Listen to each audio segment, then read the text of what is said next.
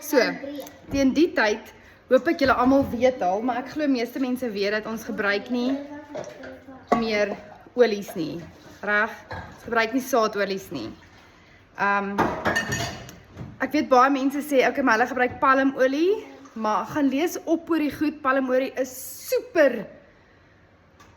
Daar is so baie preservatives daarin, dit is, wat noem mense dit, dit is baie gemodified, dit is nie. So gebruik vet, wat is beesvet, jy maak het self, jy vra letterlik vir 'n slaghuis, luister, kan ek al jou beesvet kry, en hulle gee vir jou sulke stikke, baie keer sommer verniet, en as jy wil, kan ek jou leer om hierdie tallow te maak,